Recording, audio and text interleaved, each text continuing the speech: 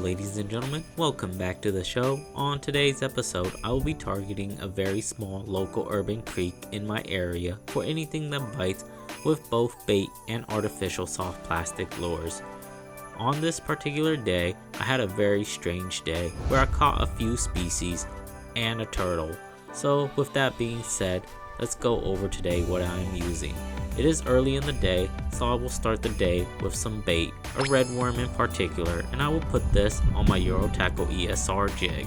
Yes, this jig can also be used to fish live bait. Now, as for the area I am targeting starting the day, with these creek fishes, a lot of them will be on the move. One day you might catch a fish in an area and the next day you might not catch a fish in that area. So what I like to do is to pack light and keep on the move. I will be fishing this on a very cheap styrofoam float, and sure enough, I ended up getting bit. This wasn't a crappie or a bass, but it was nonetheless a very nice little bluegill. These small urban creeks don't often produce very big fishes, but they are very fun to fish with on ultralight tackle. This is a very nice bluegill for this creek.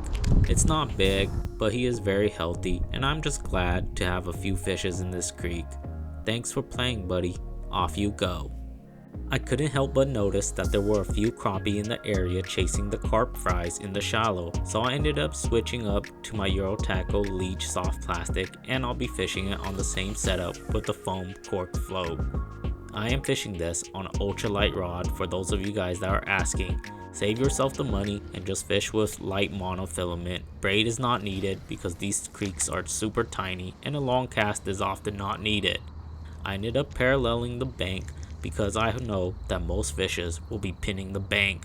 In these small local urban creeks, most of the structure will be very close to the bank. Therefore, most of these fishes will pin the bank. I ended up getting bit just where this fish would normally be located near the bank, and I knew that this was a very nice crappie for this small little local urban creek. I brought a net with me because the creek is rather steep and I don't want to lose any fishes, so therefore I will net this fish.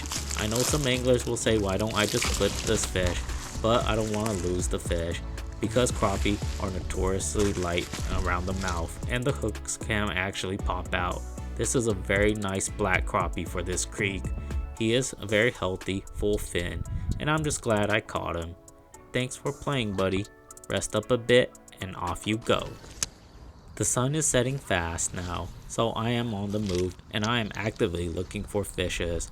I am actively targeting near the bank as much as possible because in these small creeks, like I said before, most of the structure will be very near the bank. A lot of mistakes that I see a lot of anglers do will be they'll be casting out into the middle of the creek where there is little to no structures. These fishes are looking to pin bait, and the only way they can really pin bait is near the bank, so therefore an angler should focus most of their effort near the bank. Also, another key mistake I see a lot of anglers do is they're not moving. A lot of folks will think that because they found a nice little spot, they can just pin that spot all day and catch fishes from that spot all day. That's not the case with these small creeks because most of these fishes will be on the move. So therefore, it is critical to pack light and be on the move unless you are bait fishing for carp or catfish species like bullheads in these little small urban creeks. Then you can probably sit in the spot for a little bit longer, but I still recommend moving after a fish or two. So therefore, on this particular bite, I ended up getting bit just literally within a foot or two from the bank because I knew that these fishes were going to pin bait. This was another nice little black crappie, especially from this creek. These sizes will vary in this creek, and there are a handful that are a lot much better than those from the main lake that this creek will run into down below. I'll show him to you guys real quick because he is very pretty nonetheless. He is bright, vibrant, and full of colors. A lot of anglers will dismiss these small local urban creeks, but I find them to be quite enjoyable. Thanks for playing, buddy. Off you go. Now in this particular instance, I noticed that there were bait on the other side of the creek near the raspberry bushes. How I knew this? Because there were birds hitting the other side chasing the carp fries.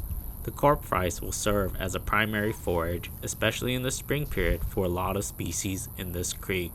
However, what I did not anticipate was that the turtles were going to be feeding on the carp fries.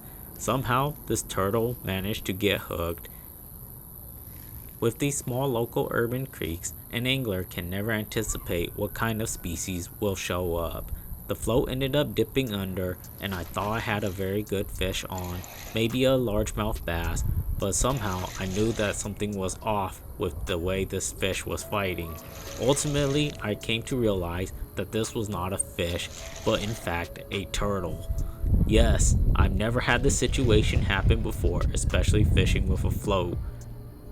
I've caught turtles in this creek before, especially when fishing for carp or small yellow bullhead catfish, but never on a float, and especially with this Euro tackle gear, so I was quite shocked to find out that this turtle did not actually get hooked by the jig, but instead the jig somehow tangled him on his hinge point by the shell. Luckily, I brought the net, so it was very easy to handle him rather than having to lift him out by the shell. These turtles can give quite a bit of a nasty bite. How do I know this?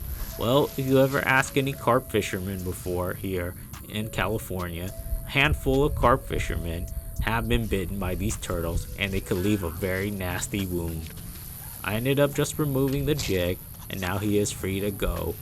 What are you thinking, buddy? How in the world did not you even get hooked?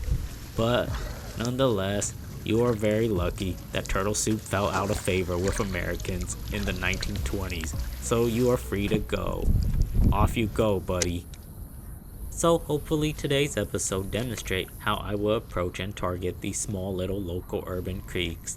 My philosophy is always to try and target as close to the bank as possible before fanning out. Structure is key and mostly in these small little creeks for success in catching these fishes. I ended up targeting this small little raspberry bush that has dipped down into the water, and just like that I ended up getting bit. I knew that this was a fish and not a turtle, but somehow the line got tangled around the raspberry bushes, but the fish managed to free himself. So luckily I got the net ready because the bank here was just a little bit too steep and I didn't want to try and lift him up and break him off. So I ended up netting him and I knew that this was a very nice largemouth bass. These little creeks can produce quite a handful of decent fishes and are very fun to play on ultralight tackle. So the next time you guys are wondering whether or not these little urban creeks are worth the effort, I highly advise you guys to give these little creeks a shot. They're very fun to fish with ultralight tackle again, like I've said. I will land this fish and call it quits for the day.